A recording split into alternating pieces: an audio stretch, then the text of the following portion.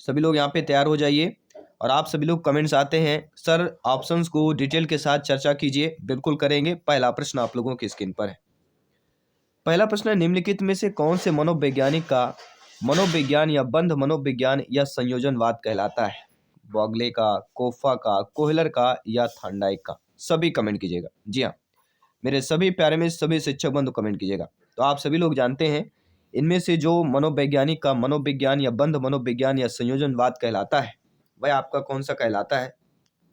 Right option आपका क्या हो जाएगा? सभी कमेंट कीजिएगा। तो राइट ऑप्शन यहाँ पे आपका आ चुका है, सभी लोग कमेंट कर चुके हैं। राइट ऑप्शन आ चुका है और यहाँ पे हमारा राइट ऑप्शन को सेलेक्ट कर दिया गया है और वह राइट ऑप्शन आपका है थॉर्नडाइक। जी हाँ दोस्तों, बंध मनोविज्ञान या संयोजनवाद का सिद्धांत किस मनोवैज्ञानिक का है? तो थॉर्नडाइक मनोवैज्ञानिक का है। ये भी आप लोगों को नोट कर लेना है। आइए बात करते हैं आपके अगले प्रश्न की। अगला प्रश्न है जो स्क्रीन पर ऑलरेडी आ चुका है और प्रश्न पूछा जा रहा है कि वह प्रथम अमेरिकी मनोवैज्ञानिक जिसने पशुओं पर सर्वप्रथम प्रयोग किया? थॉर्नडाइक, कोहलर, कोफा या बागले की बात करेंगे। सभी कमेंट कीजिएगा। जी हाँ, आपका एक एक कमेंट लाइव क्लास में आप सभी का वेलकम अभिनंदन करता है। जयसवाल सर आप सभी का वेलकम अभिनंदन स्वागत करते हैं। दोस्तों, वह प्रथम अमेरिकी मनोवैज्ञानिक जिसने पशुओं पर सर्वप्रथम प्रयोग किया। जब भी पशु का जिक्र होता है आप सभी लोग जानते हैं कि वह आपके और कोई नहीं थॉर्नडाइक मनोवैज्ञानिक है। थॉर्नडाइक की बात करते हैं। थॉर्नडाइक ने किस पर प्रयोग किया है? थॉर्नडाइक ने सभी लोग जानते हैं एक भूखी बिल्ली पर प्रयोग किया गया था, पिंजड़े पर बंद किया गया था। आइए बात करते हैं अगले प्रश्न की। अगला प्रश्न है, निम्नलिखित में से द्वितात्विक सिद्धांत के प्रवर्तक कौन है? जी हाँ, एक कारक सिद्धांत पूछा जाता है बुद्धि से, एक कारक सिद्धांत पूछा जाता है तो तीन नाम आते हैं आपके। तीन नाम कौन कौन से हैं? बिने, टर्मन और स्टर्नबर्ग। स्टर्न आता है नाम। तो ये तीन आपके बुद्ध के एक कारक का सिद्धांत है। जब भी बुद्ध के द्विकारक का सिद्धांत का जिक्र होता है तो आप सभी लोग जानते हैं स्पीयरमैन की बात करेंगे। चाहे देखिए बुद्ध का द्विकारक का सिद्धांत पूछा जाए चाहे द्वितात्विक का सिद्धांत पूछा जाए, आपको कंफ्यूज नहीं होना है। Option Spearman he is the right answer. आइए बात करते हैं आपके फोर्थ प्रश्न की। फोर्थ प्रश्न है कि निम्नलिखित में से समतात्विक सिद्धांत के प्रवर्तक कौन है? कोहलर, स्पीयरमैन, थॉर्नडाइक या कोफ? देखिए समतात्विक सिद्धांत सभी जानते हैं। बहुकारक का सिद्धांत का जिक्र होता है, थॉर्नडाइक का नाम आता है। समतात्विक सिद्धांत का जिक्र होता है, इसके प्रवर्तक कौन है? थॉर्नडाइक का नाम आता है। कोई भी डाउट हो बेफिक्र कमेंट कर सकते हैं। पांचवा प्रश्न आप लोगों की स्क्रीन पर है। पांचवा प्रश्न है, विभिन्न व्यक्तियों में अभिक्षमताएं होती हैं समान, एक ही प्रकार के, असमान या उपरोक्त में से कोई नहीं। सभी कमेंट कीजिएगा। दोस्तों, विभिन्न व्यक्तियों में जो अभिक्षमताएं होती हैं वह आपकी असमान होती हैं, क्योंकि हमारे और आप में ही देख लीजिए, हमारे आस पड़ोस, हमारे फैमिली में भी देख लीजिए, व्यक्तिगत में अभिक्षमताएं जो होती हैं अलग अलग होती हैं। ठीक है, तो असमान अक्षमताएं पाई जाती हैं। इसका जिक्र व्यक्तित्व भिन्नता है। अगला प्रश्न है, 1952 में किस शिक्षा शास्त्री ने अपने शोध द्वारा यह कहा कि शैशवावस्था से बाल्यावस्था एवं बाल्यावस्था से किशोरावस्था तक सीखने की गति तेज हो सकती है? किसने कहा? गिलफोर्ड ने, पील ने या मॉर्गन ने कहा? सभी लोग बताइए। ये आपके कॉल्विन ने कहा था। तो आप सभी लोग जानते हैं, क्या जानते हैं कि 1952 में जिस शिक्षा शास्त्री ने अपने शोध द्वारा यह कहा कि शैशवावस्था से बाल्यावस्था एवं बाल्यावस्था से किशोरावस्था तक सीखने की गति तेज हो जाती है, उसने कहा गिलफोर्ड ने कहा। इन्होंने फोर्ड वाली बातें कर दी, इन्होंने सारी चीजें फोड़ दिया एवं गति तेज कर दी। यहाँ पे पहला ऑप्शन सही हो जाएगा। आइए बात करते हैं आपके अगले प्रश्न की। अगला प्रश्न, यह अवस्था मानव जीवन की नींव कही जाती है। वह आपकी शैशवावस्था है, किशोरावस्था है, बाल्यावस्था है, प्रौढ़ावस्था है। तो मानव जीवन की नींव किस अवस्था को कहा जाता है? सभी लोग कमेंट कीजिएगा। तो मानव जीवन की नींव जिस अवस्था को कहा जाता है वह अवस्था कौन सी है? सभी लोग कमेंट करके बताइए। जी हाँ, सभी कमेंट कीजिएगा। तो यहाँ पे आपका जो राइट ऑप्शन हो जाएगा वह कौन सा हो जाएगा? ये मानव जीवन की जो है शैशवावस्था को ही नींव कहा जाता है। और अगला प्रश्न देख लेते हैं आपकी स्क्रीन पर क्या दिया गया है। बहुत ही अच्छा इंटरेस्टेड प्रश्न पूछा गया है। एक प्रश्न यहाँ पे छूट गया है, शायद 7 नंबर का प्रश्न यहाँ पे छूट गया है। 7 नंबर का प्रश्न क्या था, ये उसको भी रिपीट कर लेते हैं, क्योंकि टॉप 50 कुछ प्रश्न कर रहे हैं और आप बोलेंगे सर आपने तो क्वेश्चन ही नहीं किया। देखिए, बालकों में खेलों से विकसित होने वाली जो शक्तियाँ, 7वां प्रश्न यहाँ पे है, नोट कर लीजिएगा। बालकों में खेलों से विकसित होने वाली जो शक्तियाँ हैं वह कौन सी हैं? इसमें देखिए, बालकों में खेलों से विकसित होने वाली पहली जो शक्ति होती है वह आपकी होती है कौन सी? सामाजिक। पहली शक्ति आपकी सामाजिक हो जाती है, दूसरी हो जाती है मानसिक, और तीसरी आपकी हो जाती है शारीरिक। तो सामाजिक, मानसिक, शारीरिक बालकों में खेलों में विकसित होने वाली ये 3 प्रमुख शक्तियां हैं। ठीक है, चलिए बात कर लेते हैं आपके अगले प्रश्न की। एक एक प्रश्न करेंगे, कोई भी प्रश्न नहीं छूटेगा, क्योंकि सिलेक्शन यहाँ पे 101% सर्वोपरि है, पावर्ड बाई शिक्षा ही प्रकाश है। दोस्तों, निम्नलिखित में से सिगमंड फ्राइड की अवधारणा क्या है? Ego, id, ego, super ego आपने पढ़ा होगा। तो सिगमंड फ्राइड का जब भी जिक्र होता है, ये तीनों अवधारणाओं का जिक्र होता है, id, ego, super ego, ego, id, super ego आपने पढ़ा होगा। तो ये फ्राइड जी की जो ये 3 आपकी अवधारणाएं हैं, इन 3 अवधारणाओं में से एक प्रश्न अवश्य आपके एग्जाम में पूछा जाएगा, ये नोट कर लीजिएगा। तीनों अवधारणाओं को अच्छे से पढ़ लीजिएगा। अगला, निम्नलिखित में से संज्ञानवादी पद्धति के जनक कौन है? वाटसन, जीन पियाजे जी व ब्रूनर है, कोहलर व कोफ्फा है, या उपरोक्त में से कोई नहीं? सभी कमेंट कीजिएगा। जी हाँ, मेरे प्यारे प्यारे भाइयों की प्यारी प्यारी बहनें, गृहिणी जिनका सपना है टीटी एग्जाम को फतेह करना, शिक्षक भर्ती में 101% सिलेक्शन पाना, क्रैक करना, सभी का वेलकम है। दोस्तों, संज्ञानवादी पद्धति के जो जनक हमारे कहलाते हैं वो आप सभी लोग परिचित हैं, वह आपके कहलाते हैं जीन पियाजे जी और ब्रूनर। ये दोनों क्या है? संज्ञानवादी पद्धति के जनक कहलाते हैं। अगला जो प्रश्न दिया गया है कि स्किनर किस देश के वैज्ञानिक थे या निवासी थे? कोई भी मनोवैज्ञानिक एक प्रश्न पूछा जा सकता है, तो सारे जो मनोवैज्ञानिक इंपॉर्टेंट है, इन सभी मनोवैज्ञानिकों का किस देश के निवासी हैं ये भी जानना जरूरी है। तो चाहे थर्नडाइक की बात करें, चाहे स्किनर की बात करें, ये अमेरिकी मनोवैज्ञानिक है। ठीक है, आइए बात करते हैं आपके अगले प्रश्न।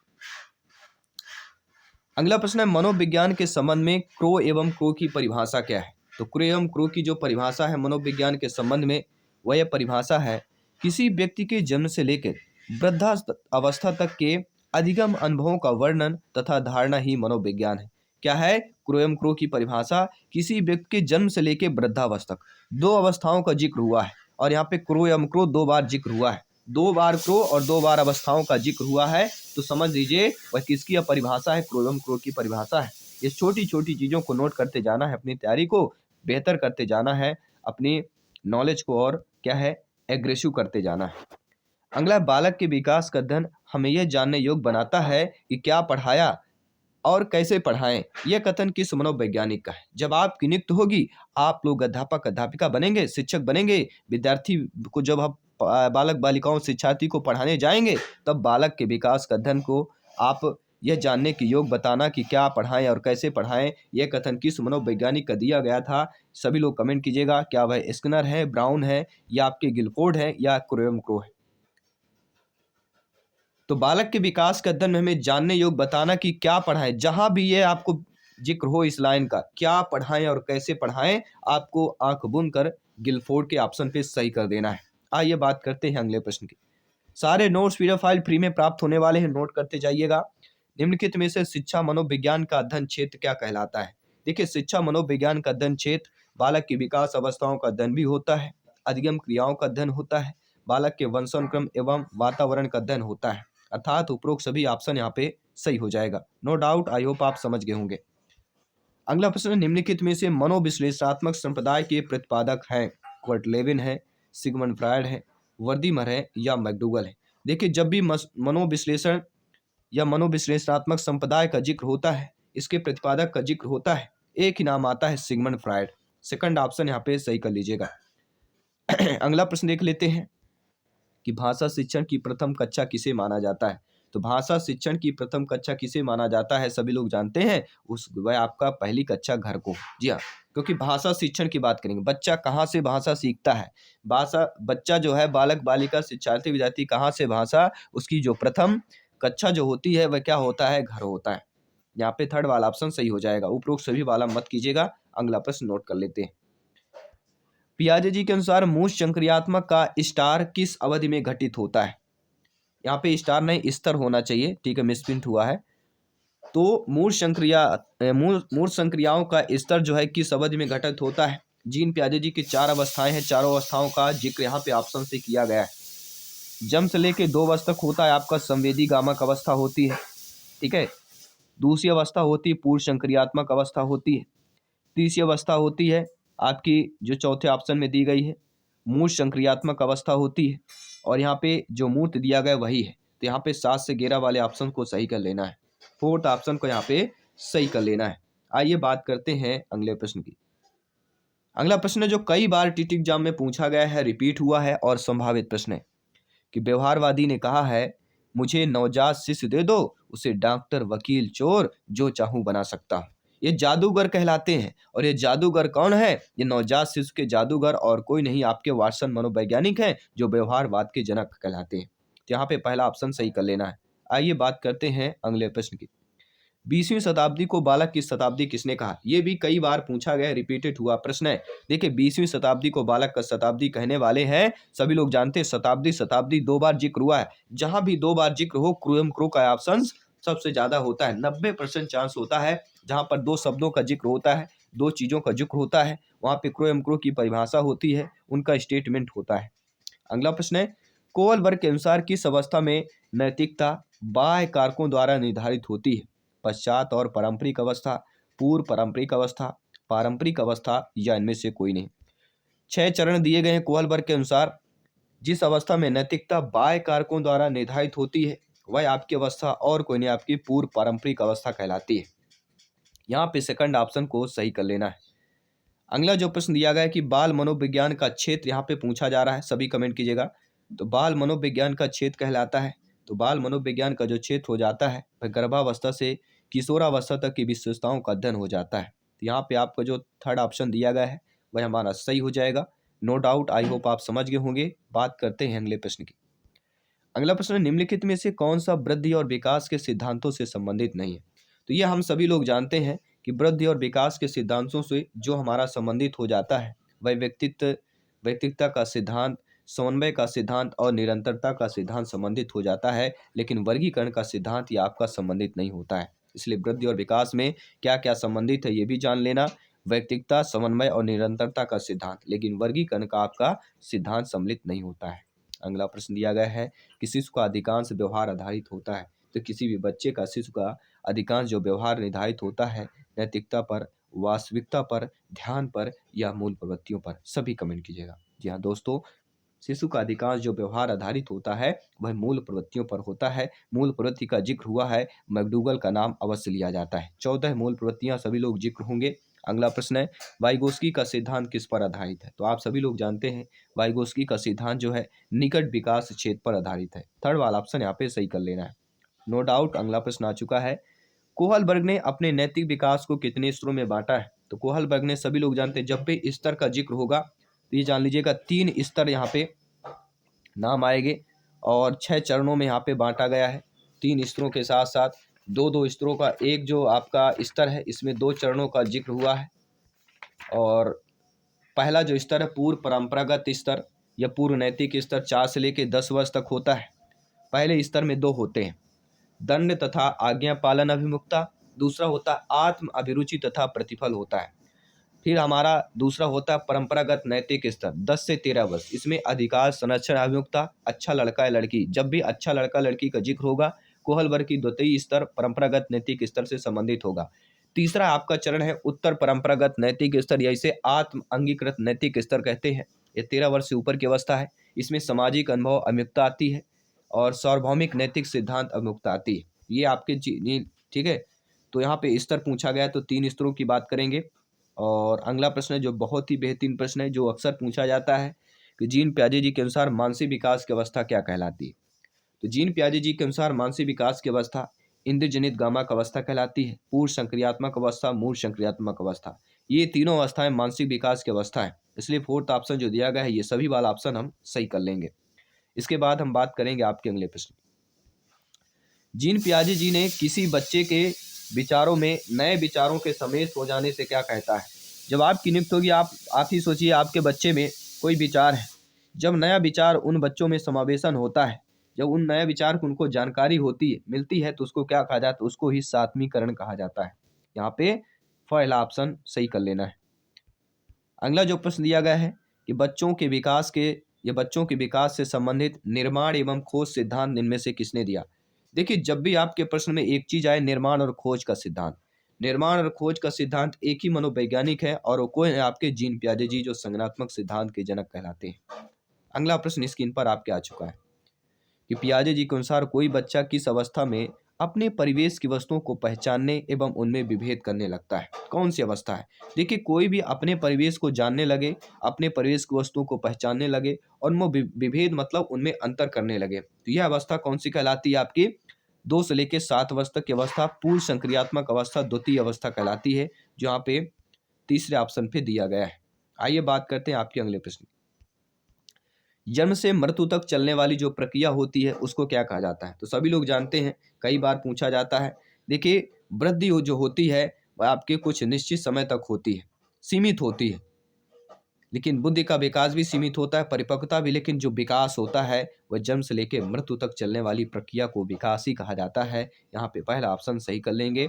बाकी अगला प्रश्न है, 30 प्रश्न कंप्लीट कर चुके हैं, 20 प्रश्न और करेंगे। इस टॉप 50 प्रश्न को अवश्य जरूर कंप्लीट करने जा रहे हैं। इनमें से किसने नैतिक विकास की 6 अवस्थाओं के सिद्धांत का प्रतिपादन किया? तो अभी हमने 6 अवस्थाओं का जिक्र किया गया है। अवस्था पूछा जाए तो 6, स्तर पूछा जाए तो 3, वह आपके और कोई नहीं, लॉरेंस कोहलबर्ग हो जाते हैं। अगला प्रश्न देख लेते हैं जो आपकी स्क्रीन पर आ चुका है। बहुत ही अच्छा बेहतरीन प्रश्न है कि बच्चों में आधारहीन आत्मचेतना अवस्था का संबंध उसके विकास की किस अवस्था से संबंधित हो जाता है? किशोरावस्था से, बाल्यावस्था से, पूर्व बाल्यावस्था से, या इनमें से कोई नहीं? सभी कमेंट कीजिएगा। तो आप सभी लोग जानते हैं कि बच्चों में जो आधारहीन आत्मचेतना अवस्था का संबंध होता है वह विकास की जिस अवस्था से होता है वह आपकी अवस्था कहलाती है किशोरावस्था। 12 से लेके 18 वर्ष तक की अवस्था कहलाती है। पहला ऑप्शन सही कर लेना है। अगला प्रश्न है, ब्रूनर के संज्ञानात्मक सिद्धांत के अनुसार बालक अनुभूतियों को कितने तरीके से बताता है? ब्रूनर के अकॉर्डिंग देखा जाए संज्ञानात्मक सिद्धांत में बालक जो है अपने अनुभूतियों को कितने तरीके से बताता है, तो वह आपके 3 तरीके। कितने तरीके हैं? 3 तरीके हैं, नोट कर लीजिएगा। अगला प्रश्न है, जीन पियाजे जी के अनुसार निम्नलिखित में से कौन सी अवस्था जिसमें बच्चा अमूर्त संकल्पनाओं के विषय में तार्किक चिंतन करना आरंभ करता है? देखिए, आरंभ जो अगर प्रश्न आता है तो फिर आपका तृतीय अवस्था की बात करेंगे, लेकिन यहाँ पे जो दिया गया अमूर्त संकल्पना, तो प्रश्न में ही उत्तर दिया गया अमूर्त हमारी कौन सी होती है? अमूर्त संक्रियात्मक अवस्था या औपचारिक संक्रियात्मक अवस्था। जीन पियाजे जी को जो चौथा चरण है वह आपका हो जाएगा। तो यहाँ पे जो दिया गया है 11 वर्ष से ऊपर वाला ऑप्शन सही हो जाएगा। आइए बात करते हैं आपके अगले प्रश्न। अगला प्रश्न है, ब्रूनर द्वारा प्रतिपादित संज्ञानात्मक विकास में प्रतीकात्मक ढंग से चिंतन करने की अवस्था को जीन पियाजे जी की किस अवस्था के अनुरूप माना जा सकता है? सभी कमेंट कीजिएगा। तो वह अवस्था आपकी कहलाती मूल संक्रियात्मक अवस्था। 7 से लेके 11 वर्ष तक की अवस्था जीन पियाजे जी का तृतीय अवस्था। नोट कर लीजिएगा। अगला प्रश्न स्क्रीन पर। कोहलबर्ग ने अपने नैतिक विकास सिद्धांत के तीसरे स्तर में किस आयु वर्ग के बच्चों को रखा है? जी हाँ, कोहलबर्ग ने अपने नैतिक विकास सिद्धांत के तीसरे स्तर में किस आयु वर्ग के बच्चों को रखा है? तो हमने आपको डिटेल के साथ सभी लोगों को बताया था। तीसरे वर्ष की अगर बात करते हैं तो सभी लोग जानते हैं वह अवस्था हमारी 13 से लेकर ऊपर तक की अवस्था कहलाती है, ठीक है। और 10 से लेकर 13 वर्ष तक की जो अवस्था कहलाती है वह हमारी द्वितीय आपकी दूसरा स्तर हो जाता है, और पहले स्तर में 4 से लेकर 10। तो ये नोट कर लीजिएगा। अगला प्रश्न है, नोट कर लीजिएगा, संज्ञानात्मक मानचित्र या संज्ञानात्मक मानचित्र का प्रत्यय किसने दिया? नोट करिएगा, संज्ञानात्मक मानचित्र का प्रत्यय देने वाले और कोई नहीं, आपके बंडूरा है। नोट कर लीजिएगा, जब भी संज्ञानात्मक मानचित्र के प्रत्यय का जिक्र होगा बंडूरा का नाम अवश्य लिया जाएगा। अगला प्रश्न नोट कर लेते हैं। अगला प्रश्न बहुत ही बेहतरीन है, इंटरेस्टेड प्रश्न है कि संज्ञानात्मक विकास का अर्थ क्या होता है? सभी जानते हैं आप लोग, ठीक है। संज्ञानात्मक विकास का जो अर्थ होता है वह होता है अभियोग्यता का विकास। संज्ञानात्मक विकास मतलब अभियोग्यता का विकास हो रहा है। अगला प्रश्न है, संज्ञान में अनुप्रयोग का महत्व क्या होता है? तो संज्ञान में अनुप्रयोग का जो महत्व होता है बच्चों के पूर्व ज्ञान की जांच करने में महत्व होता है। फोर्थ ऑप्शन सही कर लेना है। अगला प्रश्न क्या दिया गया है, संज्ञान के अंतर्गत निम्नलिखित में से कौन सा अवयव सम्मिलित है? भाषा, चिंतन, स्मरण शक्ति, तर्क। 4 में से कौन सा आपका जो है संज्ञान के अंतर्गत अवयव सम्मिलित है, वह आपका कौन सा अवयव है? देखिए, वह आपका भाषा भी है, चिंतन भी है, स्मरण शक्ति है और तर्क भी है, अर्थात ये सभी भी है। तो फोर्थ ऑप्शन यहाँ पे सही कर लेना है। अगला प्रश्न स्क्रीन पर आ चुका है। 10 प्रश्न और बचे हुए हैं, कंप्लीट करते हैं। इस मैराथन टॉप 50 प्रश्न की क्लास को कंप्लीट करते हैं। दोस्तों, प्रत्येक जाति, चाहे वह पशु जाति हो या मानव जाति हो, अपनी जाति के अनुरूप विकास के प्रतिमान का अनुसरण करेगा। यह कथन किस सिद्धांत की ओर संकेत? दोस्तों, प्रत्येक जाति, चाहे पशु और मानव जाति हो, वह क्या होता है, जाति के, अपने जाति के अनुरूप ही विकास के प्रतिमान का अनुसरण करेगा। तो ये कथन जो है किस सिद्धांत की ओर हमें ले जाता है? तो ये कथन जो है सभी लोग जानते हैं, जिस सिद्धांत को ले जाता है वह हमारा कहलाता है समान प्रतिमान का सिद्धांत। जी हाँ, समान प्रतिमान के सिद्धांत का जिक्र हुआ है। और अगला प्रश्न आ चुका है कि संवेगात्मक विवेचन का अर्थ क्या होता है? तो दोस्तों, आप सभी लोग जानते हैं, संवेगात्मक विवेचन का जो अर्थ हो जाता है वह हमारा कौन सा हो जाता है? वह होता है संवेगात्मक दमन को सहन करने की योग्यता को बढ़ाना। संवेगात्मक विवेचन का मतलब है संवेगात्मक जो दमन है उसको सहन करने की योग्यता बढ़ाना, दृढ़ संकल्प को निश्चय करना। अगला, संवेग किसी बालक में क्या पैदा कर सकता है? सफलता की भावना, रुचि की भावना, प्रेरणा की भावना, ये सभी। देखिए, संवेग जो होता है, कई प्रकार के संवेग होते हैं, डिपेंड करता है आप पर। तो संवेग जो है आपके सफलता की भावना पर, सफलता की भावना पैदा करता है। जब भी हम किसी सफल व्यक्ति को देखते हैं, हमारे अंदर एक उस समय, उस 5-10 मिनट ऐसी एनर्जी आ जाती है कि बस अब मुझे आगे केवल सफलता ही हासिल करनी है, केवल सक्सेस बन के ही रहना है, इससे बेटर करके दिखाना है। और रुचि की भावना भी होती है, प्रेरणा की भी भावना मिलती है। तो ये सभी जो है संवेग किसी संवेग जो होता है बालक में पैदा करता है। तो बालक में ये रुचि, ये सफलता, प्रेरणा कहाँ से आते हैं? ये सारे संवेग चीजें हैं। ठीक है। अगला प्रश्न, संवेगों का शिक्षा में उपयोग के संदर्भ में निम्नलिखित में से कौन सा महत्वपूर्ण नहीं है? इंटरेस्टेड प्रश्न है, ध्यान दीजिएगा। देखिए दोस्तों, संवेगों का शिक्षा में उपयोग के संदर्भ में जो हमारा महत्वपूर्ण नहीं है, बालकों में असभ्य बनाना।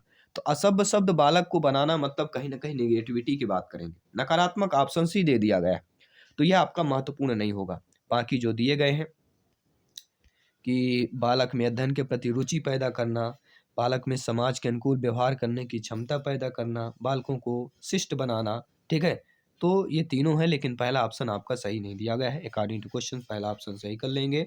और इनमें से क्या संवेग नहीं? तो आप सभी लोग जानते हैं संवेग का जिक्र हुआ है, तो क्रोध, भय, करुणा, ये तीनों हमारे संवेग है, लेकिन पलायन आपका संवेग नहीं है। अगला प्रश्न है, बालक के विकास में संवेगों का महत्व क्या है? तो बालक के विकास में जो संवेगों का महत्व होता है वह बालक की शैक्षिक योग्यता का विकास करने में होता है, रुचि की भावना पैदा करने में होती है और सफलता की भावना पैदा करने में। इन तीनों ऑप्शंस की होती है, इसलिए फोर्थ ऑप्शन यहाँ पे सही कर लेंगे। अगला जो प्रश्न दिया गया है कि बच्चे में भय का संवेग कौन से विकार पैदा कर देता है जिससे उसकी सीखने की प्रक्रिया बाधित हो जाती है?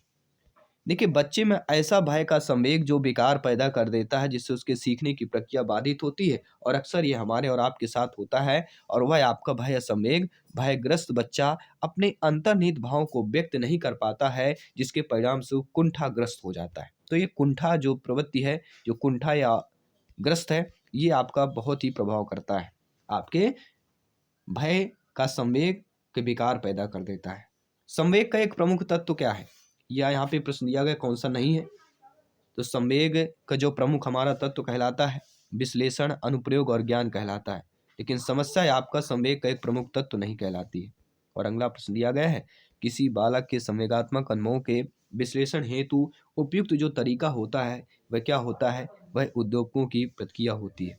पहला ऑप्शन यहाँ पे सही कर लेना है। अगला, किसी बालक में सबसे पहले भय तथा प्रेम के संवेग विकसित होते हैं, निम्नलिखित में से यह कथन किसका है? तो आप सभी लोग जानते हैं, किसी बालक में सबसे पहले भय तथा प्रेम के संवेग जो विकसित होते हैं, यह कथन आपके वाटसन मनोवैज्ञानिक का दिया गया था, क्योंकि